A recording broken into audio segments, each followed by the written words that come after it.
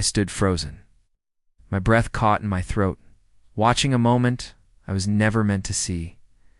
He was kissing my wife's neck. It didn't feel real at first, like I had stumbled into someone else's nightmare. Elaine, my wife of 10 years, leaned into him, eyes fluttering closed, her lips curved in a smile I hadn't seen aimed at me in what felt like ages. The man was tall, confident in a way that oozed arrogance, touching her like she belonged to him. I had only come home early to surprise. Her project at work got pushed and I thought maybe we could use the time to reconnect. Instead, I opened the door to betrayal. Every part of me wanted to storm into the room and demand an explanation, but I didn't. Something inside me shifted. An icy, calculated feeling began to take over. I turned and quietly made my way back to my car, my fingers gripping the steering wheel so tightly my knuckles turned white. My heart didn't pound with grief. It thundered with a cold clarity. I wouldn't lash out. I would be my time, and I would make sure they paid. For the next several days, I played my part well. I acted as though I knew nothing.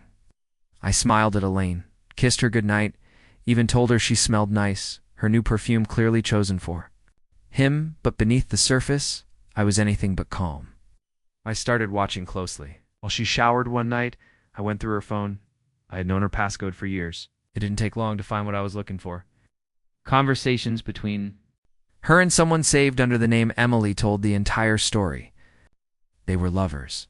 Texts were full of private jokes, flirtation, plans to sneak away, and even photos.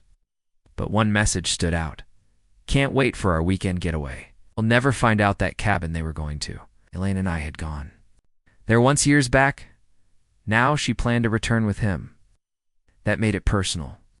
When Friday rolled around, she left with a suitcase in hand and a lie rolling off her tongue. Some story about work keeping her busy all weekend. I watched her drive off, pretending to head my own way, but my destination was the same as hers, just a little ahead of schedule. By the time they arrived at the secluded cabin, I had already arrived and hidden myself in the surrounding woods. I spent the day preparing, setting everything in motion. The cabin's remoteness worked in my favor. Ow. No neighbors, no interruptions. That night, they settled in completely unaware. I watched from the shadows as they made dinner, stealing kisses and laughing like nothing in the world could touch them. I waited. Timing was key. When the sun had fully disappeared, I flipped the switch I'd rigged earlier, plunging the cabin into darkness. The fuse box had been tampered with. They couldn't fix it, even if they tried. I listened as panic crept in. They fumbled around for flashlights, calling out to each other. Then I began to stir the atmosphere, rustling sounds in the trees, quiet taps on the walls, a subtle knock on the back door. Fear spread fast. His voice, once full of cocky charm, now shook with unease. Elaine clung to him, her nerves betraying her earlier boldness. Finally, I stepped through the front door, slamming it open. The beam from my flashlight caught their faces. "Evening," I said, my voice smooth but cold. "I'm not interrupting anything." Elaine's face went ghostly pale. "Elliot, what are you doing here?" "Oh, I just thought I'd visit this charming little cabin. Brings back memories." My tone was casual, but every word dripped with venom.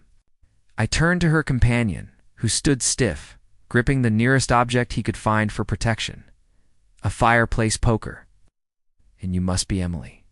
His mouth didn't move. He looked ready to bolt. "Relax," I said, stepping forward. "I'm not here to cause a scene. Not the kind you think, anyway." I placed a folder down on the table in front of them.